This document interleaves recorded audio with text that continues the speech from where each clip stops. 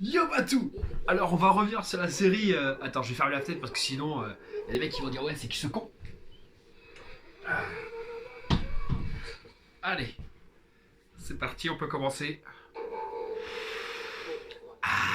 On va parler de la Casa des Papel.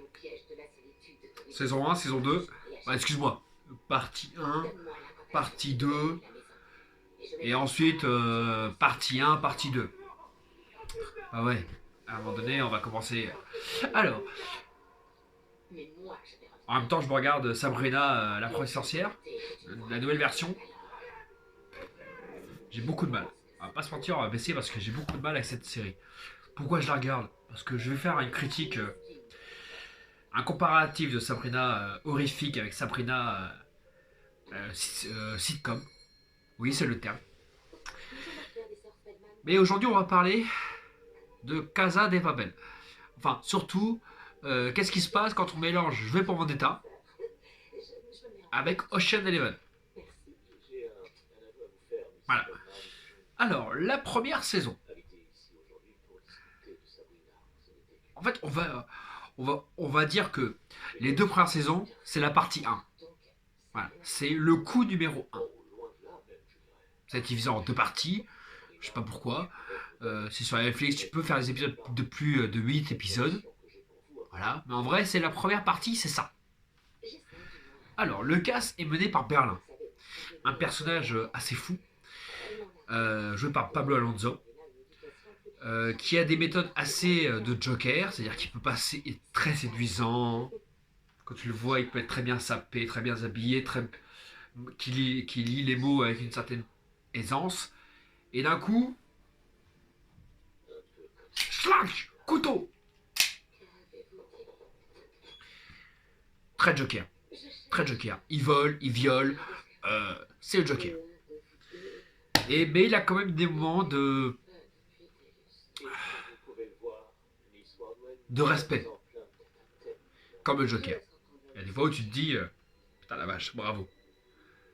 T'es un enculé, mais bravo. On va éviter les insultes. Ah oui, full spoiler. Hein. Faut être à mon niveau de la saison 4. Faut être à mon niveau dégoûté de la saison 4. Parce que oui, je pense que tout comme moi, tu pensais que la saison 4 avait clôturé les deux parties restantes. Les deux parties se clôturaient ensemble. Voilà. Alors, les deux premières parties. Donc, tout se passe selon le casse. Et pendant le casse, le mec qu'on appelle le professeur, il va avoir lier une relation avec l'inspectrice qui mène l'enquête. En tout secret. En toute discrétion et en secret aussi.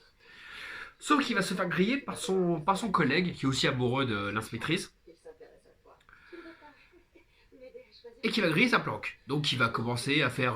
Parce qu'en fait, le professeur, c'est un mec qui réfléchit beaucoup et qui fait des plans limite à la Sherlock Holmes. Donc en fait, partez du principe que le professeur, ils ont été héroïsés. Comme V pour Vendetta, ils ont été héroïsés. Mais en vrai, c'est plus Moriarty que Sherlock Holmes. Et Sherlock Holmes, c'est plus la meuf enceinte. On va loin déjà. Mais la phrase du professeur à Lisbonne, ah oui, full spoiler, je t'ai battu, ça veut tout dire. Et la saison 4, quand c'est après elle qui le grille, je pense qu'on va avoir une fin. Je pense que le professeur va mourir dans la saison 5. Façon Moriarty. Voilà. Sherlock Holmes c'est le bad guy dans cette série et Moriarty le héros. Point barre. C'est bien clair entre vous et nous. Hein. Voilà. Les méchants sont les héros. C'est comme V pour Vendetta. En vrai, c'est un héros. La fenêtre s'ouvre. Pourquoi? Elle se ferme. J'aurais dû fermer la porte, la fenêtre correctement aussi. Je suis con, moi. Voilà. Donc les deux premières saisons sont extrêmement bien écrites. Extrêmement longues, mais extrêmement bien écrites. Je vais fermer cette putain de fenêtre. Voilà. Donc il y a deux voisins qui ont eu la chance de voir un mec avec un masque de Batman sur la gueule. Casa de Papel. Parce qu'en fait, il y a plusieurs règles. Oh, des règles qu'on a très vite envoyé balader. La règle la plus connue, c'est on ne doit pas se connaître entre nous. C'est-à-dire on se donne des noms d'îles. Tokyo, Berlin, Rio, Moscou, Denver. Mais déjà la blague, c'est que déjà, dès la scène où Berlin et le professeur ils chantent ensemble, j'avais grillé que c'était son frère. De base. J'avais pas besoin de plus. Denver, c'est le fils de Moscou. Rio, il est en couple avec Tokyo. Et il y a un lien entre Tatsiki, ouais, que j'ai oublié dans cette ville, entre le gros ours, voilà, et Nairobi. Ouais, ils ont beaucoup de scènes ensemble, mais bon, ça reste tranquille jusque là.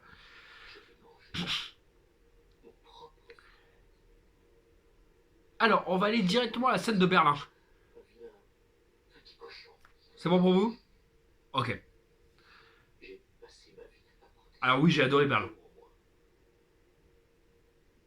Tu le prends comme tu veux, mais j'ai adoré de ce personnage qui viole, qui vole, qui tue à tout va, mais qui a un charisme de fou, comme le Joker. Et à la fin, bon, voilà, saison 4, en même temps, on est tous en confinement, si tu l'as pas vu, c'est de ta faute. Il baisse la tête de la meuf qu'il a violée, torturée, plein de trucs.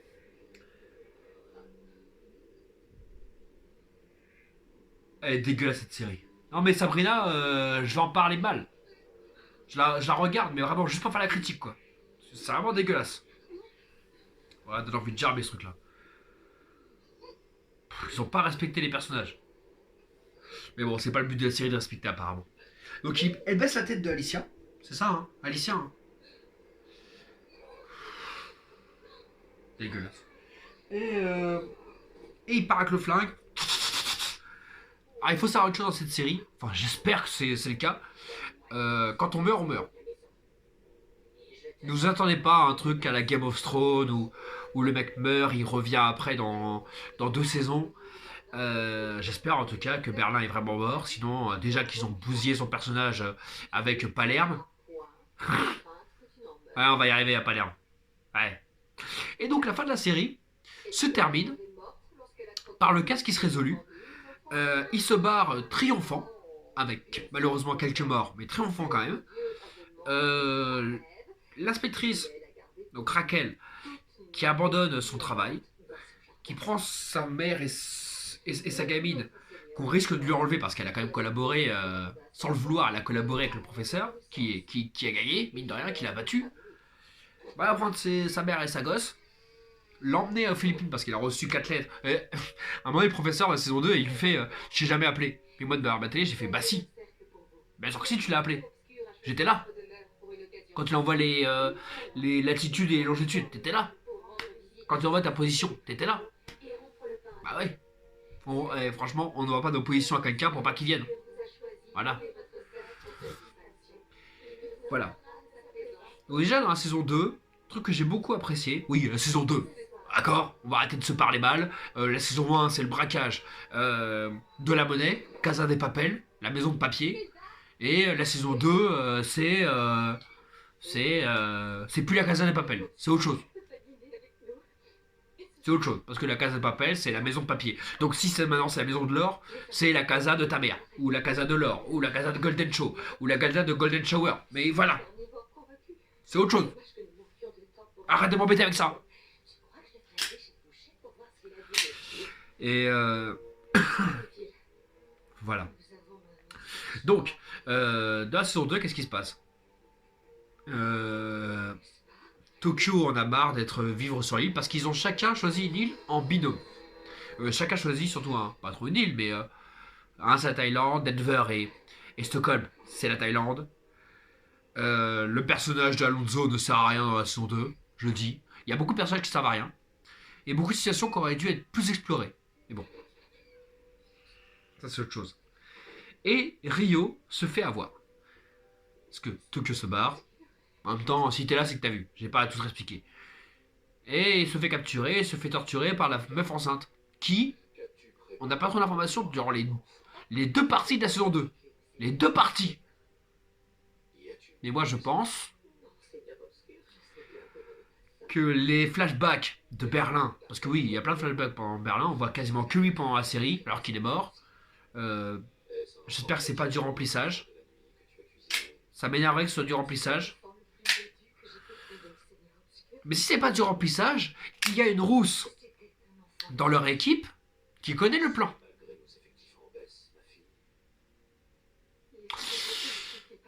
Et l'histoire avec Berlin s'est passée à peu près 5 ans avant. Donc si elle est enceinte, ça peut pas être de Berlin. Voilà. Berlin est mort dans la Casa des Papel. Faut qu'il soit mort là-dedans. Faut pas qu'il revienne. Je le dis encore. Même ils vont peut-être nous inventer. Ouais, la police l'a trouvé, il l'a soigné, blablabla. Le mec s'est pris 20 balles. Il est mort. Il est mort. Voilà. Mais si c'est elle, bah déjà elle a vachement changé. D'accord, elle est encore rousse, mais sinon elle a beaucoup changé. Sinon,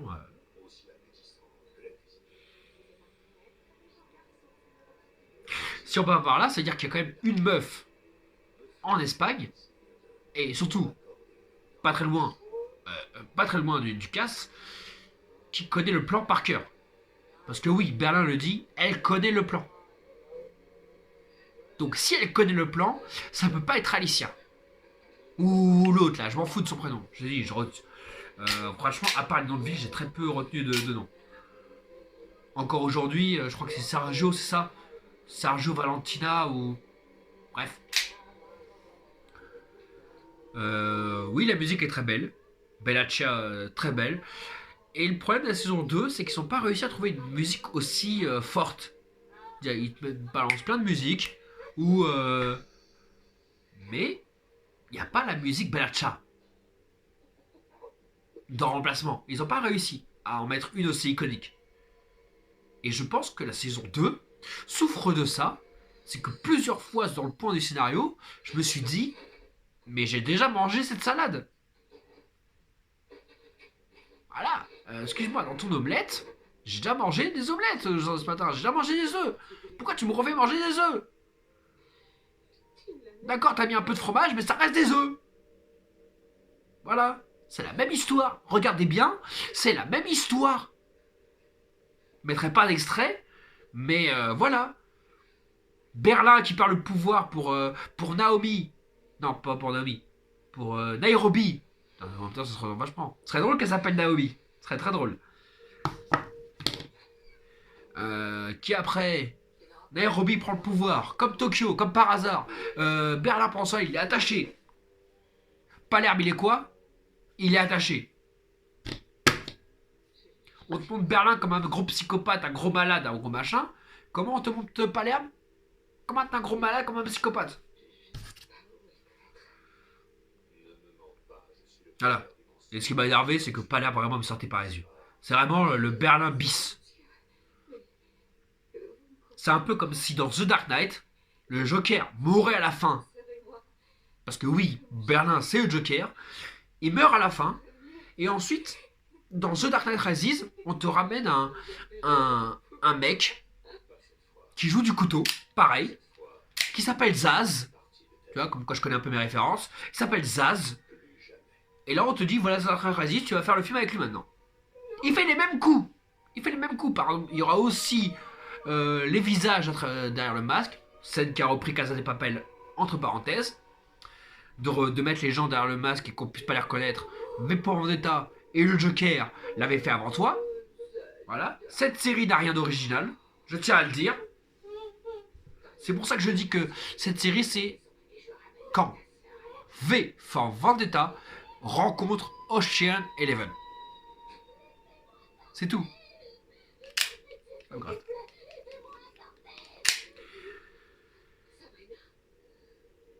Et durant la saison 2, bah, ils refont le coup. En fait, pendant les explications du professeur pendant qu'il faisait le coup, pendant la saison, étaient extrêmement tamisées. Extrêmement, voilà. Alors que là, les flashbacks de Berlin et et les explications du professeur sont plus intéressantes que le casse. Le casse, limite, tu te fais chier. Bah oui, c'est le même scénario. C'est la même chose. C'est. Voilà. C'est limite si. Franchement, s'ils ont pas creusé un trou pour s'évader et que Palerme meurt à la fin, je serais pas étonné. Et que Tsatsiki explose le mur. Tsatsiki il est mort ou pas? Non, avec Tokyo qui fait je te tuerai ou non, mais voilà, déjà. Alors que c'est drôle, Nairobi a craché sur la gueule de Berlin pendant tout le casse et à la fin je te pleure dessus, genre on a toujours été potes. Mais bon, ils ont quand même passé 4 mois ensemble. Ok. Alors s'il vous plaît pour la saison 5, ne faites pas revenir Berlin. Tuez-moi cette chiasse de Palerme. Non, tuez-le-moi pas. Euh... Ouais, tuez-le. Tuez-le. Tuez-le. Tuez la femme enceinte. Tuez le chauve qui sert à rien, qui s'est cru dans Bruce Willis. Qui s'est cru dans tout ça. Tuez-moi tout ça. Et la saison 5 doit être la dernière. Ça veut dire le plan doit se finir sur 2 épisodes. Et le reste, c'est la fuite. Ce qu'aurait dû être la saison 3, et qui a été que pendant 2 épisodes, maintenant il faut fuir. Il faut se cacher, et il faut faire quelque chose de bien. Il faut exploser l'économie espagnole, et il faut faire quelque chose de bien. Il faut se barrer maintenant. Ou alors, il faut tous mourir. En faisant la révolution espagnole, comme a fait V, et on revient sur du V. Voilà. Et s'il vous plaît, ne faites pas de la femme enceinte, je sais pas, Alicia ou ta mère, ou je sais pas quoi, la femme de Berlin. S'il vous plaît. Parce qu'il y a déjà cette théorie qui tourne sur internet. Bon. Sinon, ma note pour l'instant de Casa des Papel. Alors la saison 1, 4 sur 5. Je laisse un peu parce que il y avait des défauts, il y a des moments donnés où il y a des épisodes bien plus intéressants que d'autres, et il y a même des parenthèses d'épisodes inintéressantes. Donc, il y a des fois tu te dis, putain, vous avez fait comme ça, mais quand? Bon, voilà. Mais la saison 2 m'a vraiment énervé parce que les personnages sont inintéressants. Les personnages rajoutés sont inintéressants. Toi, ce qui t'intéresse, c'est juste de voir ceux que tu connais déjà. Voilà. C'est comme dans Sabrina quand on t'explique que Salem il parle pas. Miaou, miaou, miaou. Mais ferme ta gueule. Ferme-la, ça. Ce personnage il m'énerve. Alors aussi, on va parler de la sexualisation dans cette série. Tokyo a été extrêmement sexualisée. Alors que les 2 actrices qui sont à côté, Stockholm et Nairobi, t'inquiète, elles sont pas en reste physiquement. Mais elles sont moins bien maquillées dans la série, elles sont moins bien coiffées, elles sont. Et c'est fait exprès. C'est pour vraiment. Même la saison 2, on te l'a dit, quand Rio casse avec Tokyo, c'est une Maserati. Alors j'ai eu beaucoup de gens sur Twitter se plaindre de ce terme-là pour qualifier une femme de voiture. Mais oui, c'est quelque chose qu'il faut avouer. Il y a des hommes qui sont des Lamborghini et il y a des femmes qui sont des Maserati et d'autres c'est des Peugeot. Voilà. Qu'est-ce que je vous dis? Des fois c'est l'intelligence qui prime, c'est des Maserati au niveau de l'intelligence. Le mec qui réfléchit, il fait un créneau en 4 secondes. Et d'autres, c'est la beauté. Des fois le mec il est sportif. Ah, c'est une Cardini quoi. Ouais, on est passé très voiture. À un moment donné, donc, va y avoir la première saison. C'était juste des bisous lesbiens. Il y avait quoi? Il y avait un bisou lesbienne entre Tokyo et la fille de riche. Ouais, c'était tranquille. Mais là, vraiment, ils y vont là. Mais pas dans le bon. Donc là, c'est dans le graveleux et dans le vulgaire. Le premier, on était dans le très intéressant avec Tsatsiki. Enfin, que vraiment j'apprenne son nom. Helsinki, c'est ça? Helsinki? Bon, dites-moi dans les commentaires si vous l'avez. Pas avoir tricher sur Wikipédia. Helsinki qui était très sympa. Tokyo, bon, juste la scène, bon, c'est purement masturbatoire, c'est rien de plus. Mais le reste, c'est vulgaire. Et ça n'aide pas à apprécier le personnage de Palerme. Qu'on te force à être un Berlin 2 au rabais, et voilà quoi, qui est méprisable. Qui est méprisable. Et ensuite, il y a la transgenre qui est arrivée en plein milieu de la saison. Et là, c'est pas un problème de ça. C'est déjà. Déjà, oui, il y a un problème, c'est que le scénario va pas au bout de l'idée de Denver qui va baiser sa cousine quelque part, ou son cousin, on sait pas trop. Il va pas au bout de l'idée.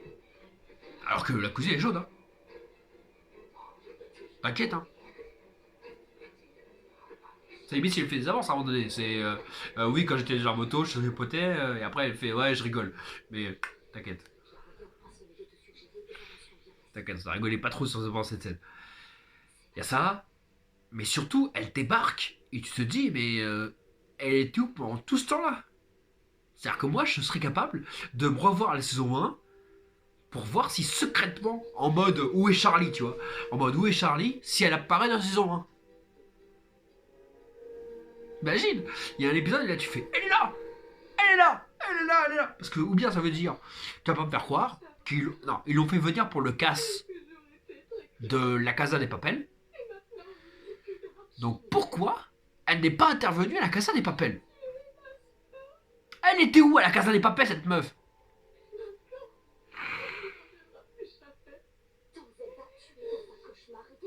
Voilà. Bon bah alors, vivement la saison 5, que je regarderai quand même si la saison 3 et 4, donc partie 3 et partie 4 de la saison 2, m'ont profondément ennuyé au début.